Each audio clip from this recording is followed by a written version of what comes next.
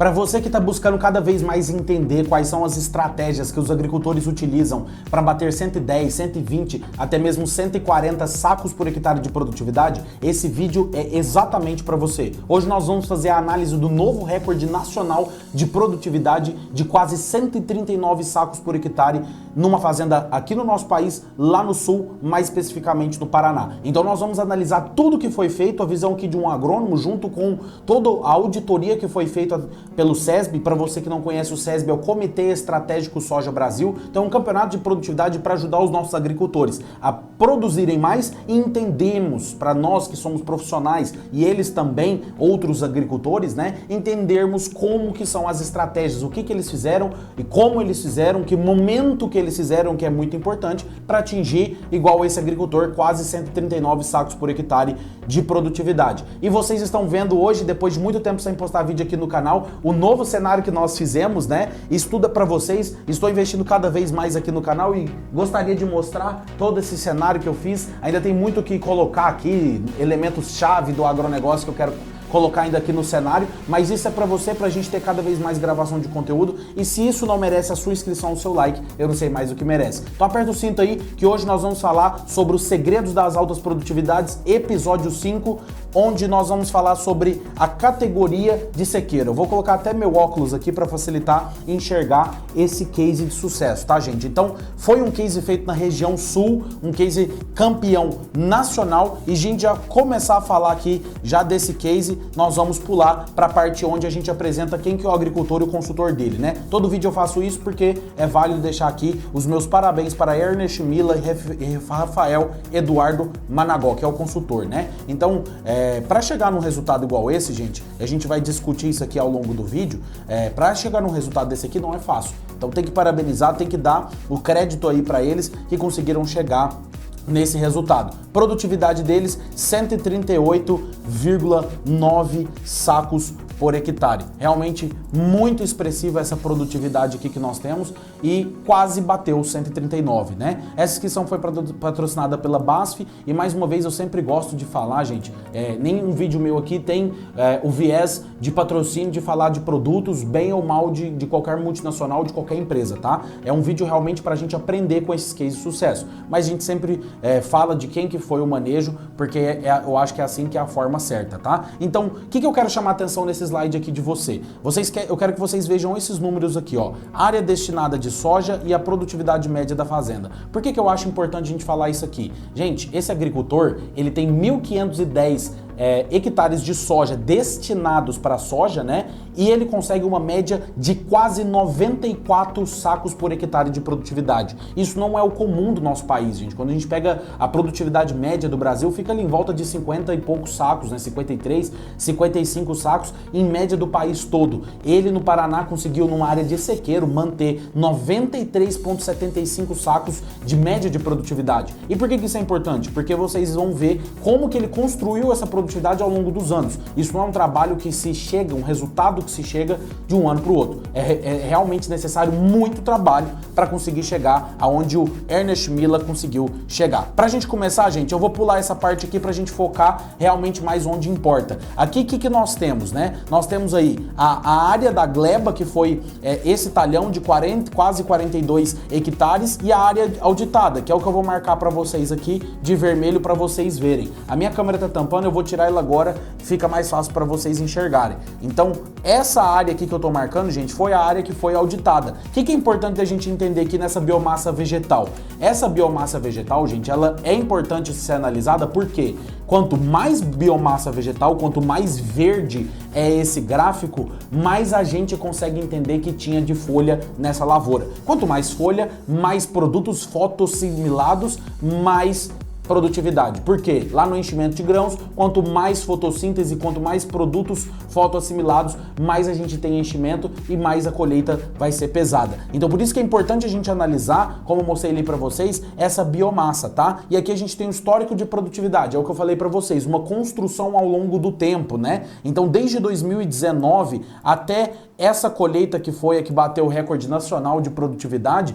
nós temos aí uma construção de produtividade para que ele chegasse, ó, nessa média da produtividade da fazenda de 93,75 sacos para 1.510 hectares e a gleba ficou com 100 sacos. E essa área auditada ficou ali com 138,95 sacos de produtividade. É o que eu falei para vocês, é construir produtividade, construir perfil de solo, porque isso vai realmente fazer muita diferença no longo prazo, tá? Falando de eficiência climática e agrícola, gente, toda área que é de sequeiro, ela tem que ter uma alta eficiência climática e agrícola. Por quê? A gente tem que aproveitar o máximo possível do que for fornecido de irrigação. Nesse caso aqui, nós tivemos 933 milímetros de precipitação. Não é aquela seca forte, mas também não é aquela abundância de água, igual nós já vimos aqui nos cases anteriores. E se caso você queira ver algum dos cases anteriores, eu vou deixar o card aqui em cima, basta você clicar, você consegue ver os outros episódios, né? Nós estamos aqui no 5º,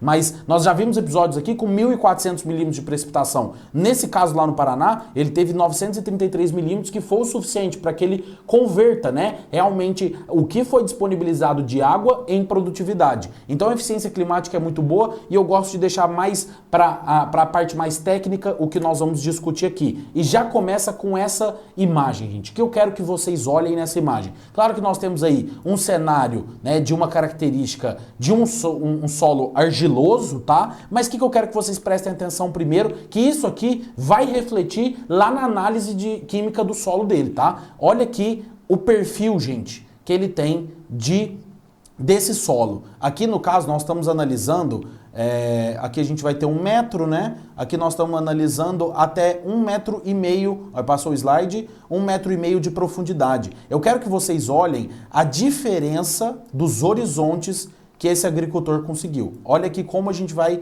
construindo uma diferenciação dos horizontes no perfil de solo desse agricultor. Isso aqui é muito importante, isso vai refletir lá na análise química, tá, gente? Nós vamos discutir isso lá e eu queria que você prestasse atenção nisso aqui e prestasse também atenção em como que tá o sistema radicular nessa propriedade, né? Porque raiz chegando em 90 centímetros quer dizer o seguinte, gente, essa soja, mesmo que se ela tivesse faltado água para ela, ela conseguiria manter a estabilidade produtiva dela. Por quê? O que eu quero que você entenda? Quanto maior for a profundidade do sistema radicular, maior é a gama de exploração do solo, tanto para nutrientes, para nutrir essa planta, quanto para que ela consiga aprofundar esse sistema radicular e buscar água em profundidade. Então, sempre quando o seu agricultor, ou você que é agricultor, queira entender como que a gente tem que fazer, é dar as características certas para que o sistema radicular da planta consiga descer em profundidade. E como que nós podemos fazer isso?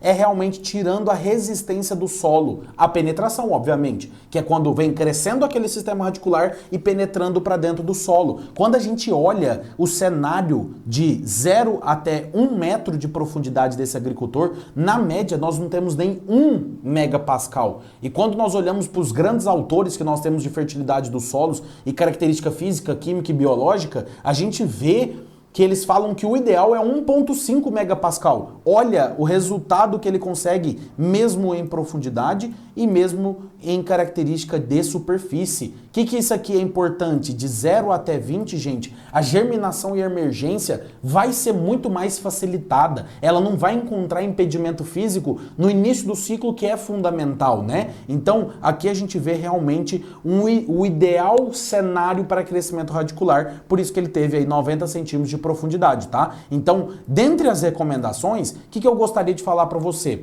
Quando nós temos abaixo de 1,5 megapascal de compactação do solo, né? A gente mantém o manejo que está sendo feito, tá? Quando nós temos acima de 1,5 até 2,2 megapascal, a gente faz uma intervenção com plantas de cobertura. Por quê? Dentro da característica de plantio direto, a gente tem que manter o máximo possível as características do solo. O revolvimento do solo vai realmente atrapalhar o desenvolvimento de todas as características ali do solo. E a gente perde palhada, não é o que a gente quer. Então, para plantio direto, é ideal a gente colocar a inserção de planta de cobertura. O que muito agricultor tem feito hoje? Planta soja na safra, safrinha, planta milho consorciado com braquiária, por exemplo. Por quê? Ele trava o o desenvolvimento dessa braquiária, para que não tenha competição com a cultura do milho. Quando ele colher a cultura do milho, aquela braquiária vem com tudo, ela funciona como um arado natural. No entre-safra ela vai se desenvolver, a braquiária tem um sistema radicular muito mais robusto que a soja e que o milho também, ela consegue descer esse sistema radicular em profundidade, quebrar a compactação e entregar um cenário desse. Então muito agricultor tem feito isso, tá? Além de um termo que tem crescido muito hoje em dia, que você tem que utilizar no seu dia a dia. Gente, rotação de sistema radicular. Como que faz isso? Rotacionando cultura, mas também rotacionando o sistema radicular. Isso funciona muito bem e uma das provas a gente vai ver logo adiante. Quando a gente olha para a análise química desse solo, gente, a propriedade química que ele tem, não tem muito o que falar, porque tudo aqui está ideal. Nós poderíamos ter um pouco mais de fósforo, que é o que ele deve estar trabalhando nesse momento. A gente vai verificar isso lá na adubação. Ele deve estar trabalhando esse fósforo. Manganês e zinco são micronutrientes que nós podemos jogar pelo fertilizante foliar, né? Mas de resto, gente, pH super ideal, entre 5 a 6, bem ali no meio disso, né? 5,4, 5,3, e mantém o pH com essa característica em profundidade, né? Então essa característica é muito importante para manter altas produtividades. Quero chamar a sua atenção para a saturação de bases, cálcio, magnésio e potássio. É importante manter esse equilíbrio. Mesmo que a CTC dele aqui é muito alta para o cenário que nós temos generalizado assim para o nosso país, né?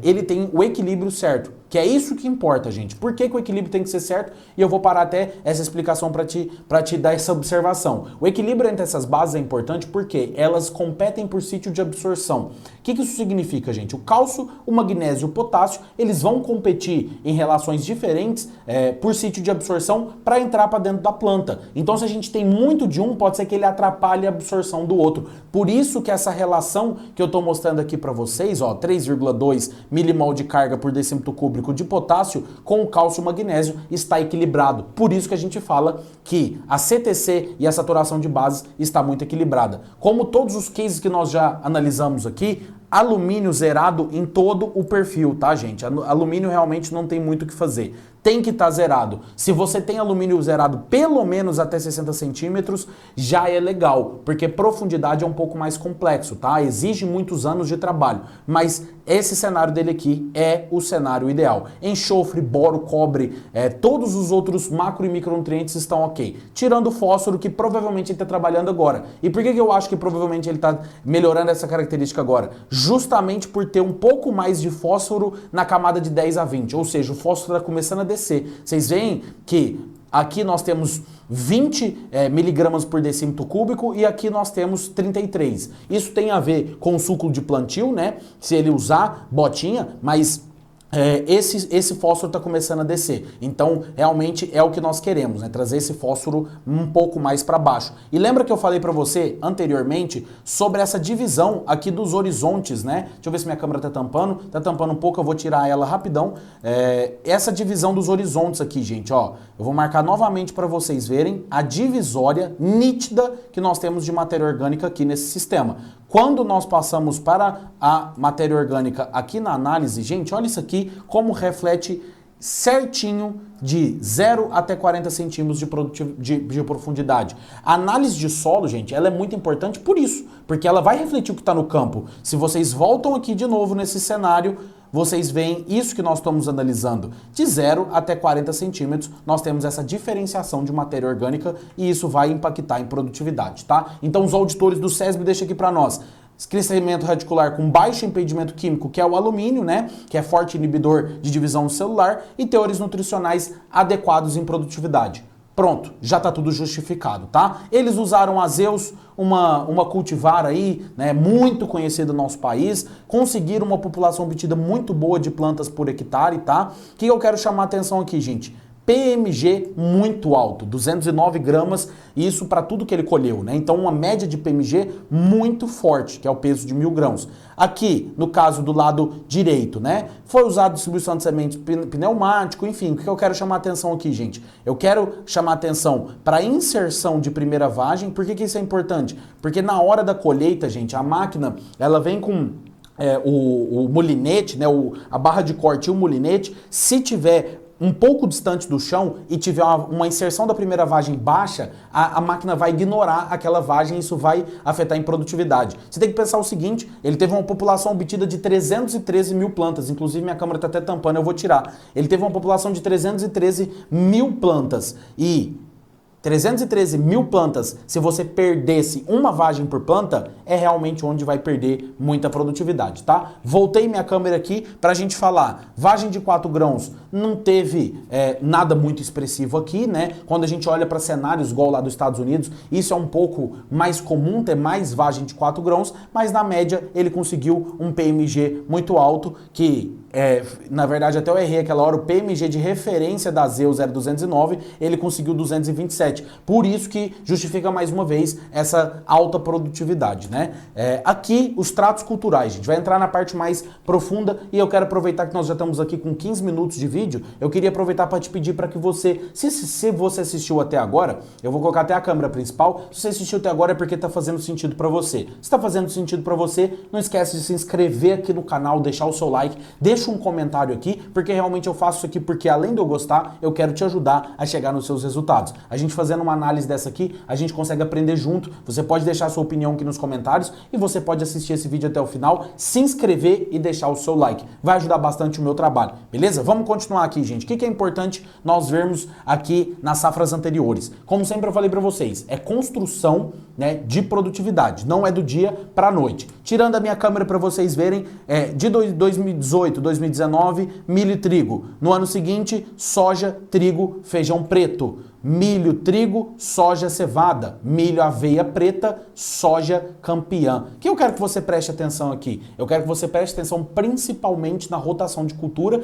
e o posicionamento dessa rotação. Isso aqui não é à toa, gente. É ali, sempre ter a alternância entre leguminosa e gramínea e olha aqui, aveia preta no sistema. Porque ela vai dar benefícios para esse solo, ela vai dar ciclagem de nutrientes, ela vai dar uma cobertura vegetal muito boa que vai refletir em produtividade na soja campeã. Isso aqui com certeza foi estratégia do Mila, com toda certeza. Ele fez a rotação, uma leguminosa que é a soja, plantou cevada posteriormente, depois colocou uma gramínea, que é o milho, colocou a aveia preta e depois veio novamente com a leguminosa para fechar essa produtividade, tá? Calcário calcítico 3,5 toneladas por hectare. Gente, isso é isso foi em 2020, 2022, 2023, né? Isso é uma dose considerável de calcário. Normalmente, e a gente vê isso até do professor famoso Witt, né? Ele fala muito que nós temos que usar o calcário dolomítico. Nesse caso aqui, ele provavelmente estava tentando fazer uma regulagem de bases lá naquela análise que nós vimos. Porque o calcário calcítico é um calcário que vai ter uma concentração maior, né? Então, provavelmente deve ser por isso. E se caso um dia o Ernest Mila e o consultor dele estiver assistindo esse vídeo, deixa aqui nos comentários o porquê você tomou essa decisão, beleza? Aqui começou o que a gente mais gosta de falar, né? Os defensivos, gente. Eu não vou parar para falar de cada defensivo, porque senão nós vamos ficar aqui mais de 2 horas. Falar, por exemplo, de HIT, Spider, Dual Gold, de brometo, de diquat, para a gente começar a falar da dessecação do agricultor. O que nós vamos fazer? Nós vamos pegar o que ele utilizou e nós vamos entender o porquê que ele utilizou. E o que vocês vão ver aqui, gente, é diferente de tudo que nós tínhamos visto anteriormente. Porque eu dei uma olhada nessa parte de tratos culturais antes de começar o vídeo, para não ser pego de surpresa e também para que eu tivesse uma noção de quanto que foi o investimento dele, porque é importante entender isso antes de começar a gravar.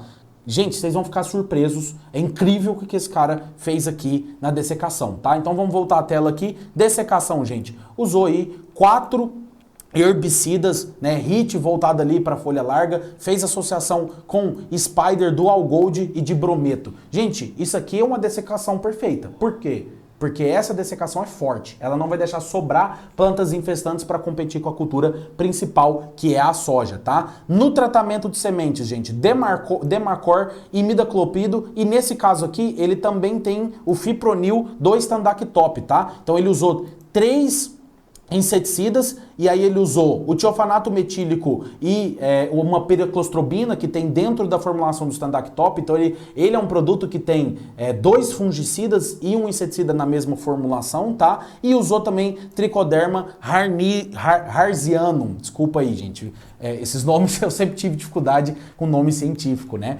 Mas o que eu quero que vocês entendam? Ele usou moléculas que têm alta efetividade para inseto e para doença. Simples e fácil. E usou também uma estratégia biológica, que é a tricoderma, né? Então, para fungos, cara, tá excelente. O tratamento de semente dele tá com um alto investimento. O cara realmente não poupou em tratamento de semente e eu acho que não tem que poupar mesmo. Por quê? Gente, tratamento de semente é o início de tudo. A semente é o início de tudo. Então você vai lá, compra uma semente que vai ser ali 40% do seu custo de produção, investe realmente numa semente boa e não trata ela da forma certa, não faz muito sentido, né? Então, para a gente ter uma germinação e uma emergência boa, que a planta começa esse início de desenvolvimento muito bem, a gente precisa de um ótimo tratamento de sementes, que foi o que ele fez aqui, né? Além disso, gente, o que nós tivemos aqui em pré-semeadura? Nós tivemos, deixa eu até colocar uma seta aqui para puxar para vocês verem, nós tivemos aqui 110 dias antes um fertilizante, né, um NPK 0,3 de nitrogênio, jogar um pouco de nitrogênio para o sistema. Nós sabemos que a soja vai ter a fixação biológica de nitrogênio com a bradyrhizóbio, só que ele acrescenta um pouco desse nitrogênio no sistema para já começar todo o metabolismo ali, até dos micro-organismos que nós temos. Fósforo, 21 pontos aqui de fósforo para esse adubo e 21 pontos de potássio. Então ele tem um 0,3, 21, 21. Olha a dose que esse agricultor usou, 550 quilos por hectare. Eu vou até pegar a calculadora aqui para ver com vocês quantos pontos que isso vai dar no final das contas, né? 550, 0,21, 115,5 quilos de fósforo e de potássio por hectare. Já para o caso do nitrogênio, nós vamos ter 16 quilos. Então, uma inserção de nitrogênio considerada baixa, mas que vai ajudar a soja nesse início, né, nesse start inicial de desenvolvimento, de germinação e emergência. Na semeadura também foi feita ali no sulco, né? Foi feito um nematicida microbiológico, pensando aí, obviamente, nos nematóides, e o inoculante, que é a Bradyrhizóbio japonicum, muito famosa. Vamos começar a falar do que realmente importa, que é aqui que está o X da questão. Como que esse cara protegeu contra inseto e doença? Aqui vai justificar um pouco da produtividade dele, tá, gente? V3, sempre que eu falo para vocês, gente, eu vou colocar até a câmera principal aqui, sempre que eu falo para vocês, quem tem altas produtividades tem dianteira competitiva. Esse agricultor, que é o Milan, ele tem a dianteira competitiva desde o tratamento de sementes. Olha o tratamento de sementes que ele utilizou, vamos voltar aqui para vocês verem.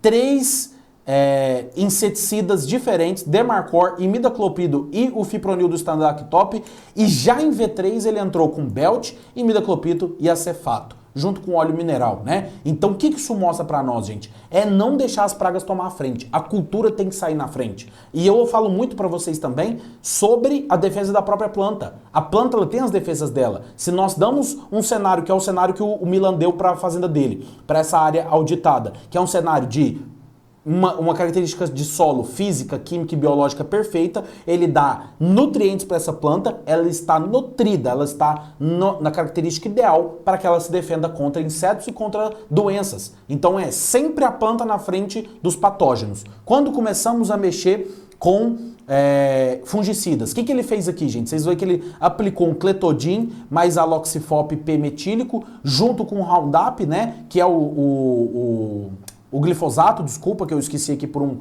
momento na minha cabeça. Em V4, o que ele está fazendo? O pós de herbicida e já aproveitando o pós para inserir a V0, a famosa V0, muito argumentada no nosso país e que tem muito agricultor que abre mão. Ele não vai abrir mão porque ele quer entregar produtividade, ele quer entregar principalmente retenção foliar. Retenção foliar é um dos segredos, manter o máximo de área foliar possível. Então ele usou 3 fungicidas diferentes, né, o Score, o Versatilis e o Spot, né, que são são moléculas que vão entregar realmente um bom controle. Isso exige muito investimento? Sim, mas vai entregar aquilo que vocês viram, quase 139 sacos por hectare. Eu não estou dizendo aqui que se você fizer a mesma coisa na sua fazenda, vai ter o mesmo resultado. Igual eu falei, é uma construção, mas a consciência do agricultor de que ele tem que começar antecipado vai realmente ser muito diferente. No caso aqui do Versátilis, nós temos um produto que é um produto mais indicado para curativo e visando ferrugem, que é um problema muito grande na área em que esse agricultor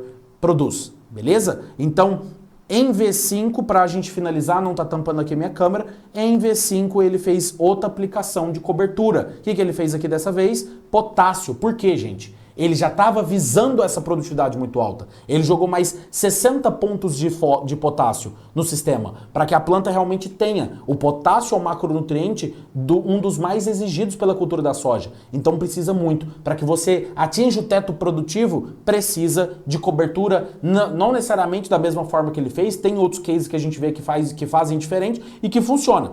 Mas no caso dele, que é o campeão nacional da história do SESB, quase 140 sacos, a gente tem que aprender com o que ele está fazendo, né? Aí começa uma sequencial de fungicida com inseticida, já em R1, então, ou seja, início da floração, ele entra com orquestra, mistura dupla, Versátilis, que eu falei para vocês que tem a morfolina, vai ser visando ferrugem, e aqui um produto que é biológico, né? Bacillus subtilis. Então o que ele está fazendo, gente? Ele está fazendo o manejo integrado de pragas. É o que funciona e é o que tem que ser feito. Nesse caso, ele entrou com um primeiro biológico via folha no R1, que é o início do florescimento. Isso vai ser fundamental para entender como que essas bactérias funcionam no sistema, né? Então aqui, orquestra, mistura dupla, Versátilis, para complementar ainda mais, fez mais um acefato e o Entrepid Ed, que nesse caso ele vai ter ali desde o início, quando nós estávamos analisando aqui o imidacloprid, o acefato, né, os inseticidas, até lá nos tratamentos culturais do reprodutivo, o combate a percevejos e lagartas, sempre tentando dizimar esses dois.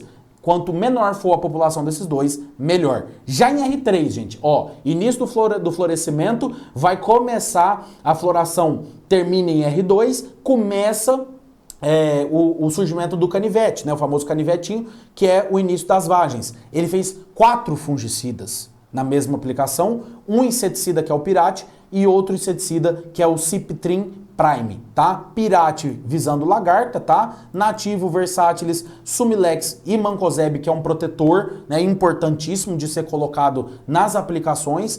Nesse caso aqui, ele tá pegando um complexo gigantesco de doenças. Não dá para parar e falar todas aqui, né, gente? Mas de forma geral, todas as DFCs e principalmente as manchas vão ser muito afetadas por uma aplicação pesada igual essa. Em R5.1, olha que ele não parou, gente. Ele fez mais 2 fungicidas, aqui eu vou falar um pouco mais rápido. Nesse caso aqui, ele fez azoxstrobina junto com proticonazol, então trouxe esse triazol para aplicação, repetiu a de Pirate, acrescentou acetamiprid mais bifentrina e repetiu o Entrepid, tá? E o Sumilex novamente. R5.3, ou seja, gente, aqui nós já estamos falando de enchimento de grãos. Olha o tanto que esse cara está protegendo a cultura dele contra as plantas nesse enchimento de grãos. R5.2, gente. Passou só de uma fase no mesmo estádio fenológico, né? Tá enchendo o grão. Ele aplicou Bavit e Mancozeb, ou seja, mais um proticonazol. Fez em um R5.1 aqui e agora fez Blavit mais um proticonazol em R5.2.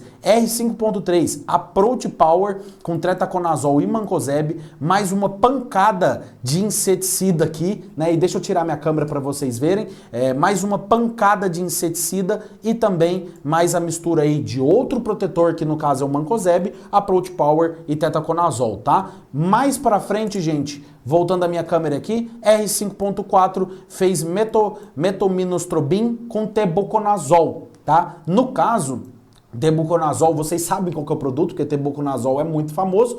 nós temos aí a inserção desses triazóis no sistema. Nós precisamos, porque proticonazol, tebuconazol, mefentrifluconazol, esses triazóis, o epoxiconazol também, são triazóis fortes e que vão ajudar realmente no controle dessas manchas. Vai ser importante essa rotação que ele fez, que ele cumpriu a rotação e ele vai conseguir realmente um alto controle de doenças. E aqui na R6, para finalizar, ele veio com Versatilis mais Mancozeb, como falei para vocês, a morfolina, ela tem esse efeito curativo para ferrugem, começou com esse efeito de controle com Versatilis bem cedo, tá? Em R1, fez em R3 novamente e voltou a utilizar em R6. Por isso que ele colheu tanta soja, né? Aqui, falando de semeadora, pulverizadora e a colhedora que ele usou, né? Obviamente, gente, um cara desse, ele vai usar tecnologia, não tem jeito. Aqui tem tecnologia embarcada. Semeadora, uma John Deere, né, modelo DB50, ela é antiga, mas tem tecnologia, tem um sistema de distribuição pneumático, vai entregar. A velocidade operacional baixa, sempre baixa para diminuir as falhas. A gente tinha visto lá em cima que teve 3% de falha só. Pulverizador, já um mais atual, né, um M4030 também da John Deere. E a colhedora é 760, né, não precisa nem falar dessa colhedora, porque realmente é uma colhedora muito boa, apesar de já estar aí com 6 anos, né? Essa colhedora ainda vai entregar perda baixa de colheita, tá? Custo de produção, porque o que eu quero te chamar a atenção aqui, gente? Você fala assim, cara, o cara fez aplicação de no mínimo 10 fungicidas quando a gente une essas aplicações, né? Foram 7 entradas, gente, durante a cultura, com fungicida e inseticida. É muita coisa. Será que é válido? Será que vale a pena? É claro que para uma pessoa que tem 60 sacos de média, 70, 80, não é válido, porque vai pagar só as contas. Mas para quem tem altas produtividades como o Milan, esse vale. E a prova está aqui. Custo sobre o retorno, né? Quanto que foi o ROI que ele teve usando esse alto investimento? Vocês estão vendo aqui, gente, custo total de R$ 7.700, tá? Quando nós olhamos para os defensivos, ó, deixa eu tirar minha câmera aqui para vocês verem. Quando nós olhamos os defensivos, vocês veem aqui que representou 44,7%, gente. Isso não é o normal, tá? Isso não é o normal, porque ele fez muita inserção de defensivos químicos, né? E isso é bom, ele chegou em alta produtividade e um dos motivos é isso, o alto investimento, né? Então, normalmente, aqui que fica, né, em corretivos e fertilizantes, que fica a grande demanda, né? Mas nesse caso nós tivemos aí os defensivos, mas mesmo assim ele teve lá uma lucratividade líquida de 56% em cima dessa produtividade, tá? Aqui nós temos a matriz de ecoeficiência, eu não tenho muito embasamento para falar sobre isso, é importante a gente entender esgotamento de recursos, né, entender sobre os impactos ambientais, mas como na minha área eu não vou aprofundar aqui com vocês. E aí o que o Rafael Eduardo, que é o consultor, acha que fez a diferença? E vamos ver se a gente falou sobre isso aqui, né? O que nós falamos, a gente vai discutir aqui. Rotação de culturas, nós falamos, não tem como discordar dele. Genética da cultivar e semeadura em época ideal. Eu quero abrir um adendo aqui para você, e antes de eu abrir esse adendo, eu queria te convidar para que você se inscrevesse aqui no canal. Eu preciso dessa ajuda sua. Você assistiu já 32 minutos de vídeo. Eu consigo o seu like e a sua inscrição aqui para apoiar o meu trabalho. Tenho certeza disso. E o adendo que eu quero fazer é o seguinte, gente. Genética e semeadura em época ideal vai muito do que eu vivo falando para vocês aqui. É adaptar a ecofisiologia para as altas produtividades. O que eu quero dizer com isso, gente? Recentemente, eu vou fazer um vídeo aqui também, quando eu fizer eu vou deixar o card aqui em cima, eu fiz um vídeo falando sobre o novo recorde mundial de produtividade de soja, que foi 247 sacos por hectare, batido lá nos Estados Unidos. Então quando eu fizer eu vou deixar o card aqui em cima, tá? Mas o que eu quero que você entenda? Na leitura do que esse agricultor fez, eu vi que ele deixou, em palavras dele, que ele buscou fazer o plantio na época em que a maior incidência de fotoperíodo coincidisse com o enchimento de grãos. Ou seja, quanto mais luz no enchimento de grãos, mais produtos fotoassimilados, né? Fotossíntese em taxa altíssima vai converter em produtividade. E é exatamente o que ele está falando aqui. A gente entender sobre a genética do que nós estamos comprando na semente e colocar essa semeadura em época ideal. Isso vai converter em produtividade. Qualidade físico-química do solo, nós cansamos de falar aqui. Monitoramento, nesse case dos Estados Unidos também, de 247 sacos, ele fala da importância de estar sempre monitorando monitorando. No caso dele, ele monitorou semanalmente o tecido da planta, tá? Para entender o que ela está precisando, suporte e assistência técnica da cooperativa. Então você vê que o agricultor não faz nada sozinho. Ele precisa do consultor dele, ele precisa dos funcionários dele e precisa também suporte e assistência técnica da cooperativa. Mais uma vez, parabéns para o consultor Rafael e também para o Ernest Mila, tá? Então tem aí a fotinha dele, deixa eu tirar minha câmera para vocês conhecerem o rosto dele, né? Nós temos aí algumas fotinhas da lavoura, uma lavoura muito bonita, carregada. Olha a limpeza disso aqui, gente. Deixa eu colocar aqui a linha para desenhar. Olha a quantidade de palha desse sistema e a limpeza que veio essa cultura. Você não vê uma planta infestante nessa imagem, né? É exatamente isso, a menor quantidade possível de competição, tá? Então, o vídeo que eu queria trazer para você é esse, né? Você está aqui finalizando mais um episódio dos Segredos das Altas Produtividades, o episódio 5. Nós estamos vendo um case de 140 sacos, então vou pedir para você deixar o seu like, a sua inscrição. Se você tiver aprendido alguma coisa realmente útil para sua vida, eu tenho certeza que aprendeu, deixa essa moral para mim, para apoiar o meu trabalho. E se você quiser também, deixa a sua opinião aqui nos comentários, para que a gente consiga discutir, aprender juntos e ensinar novas pessoas, tá? Eu te encontro no próximo vídeo. Muito obrigado!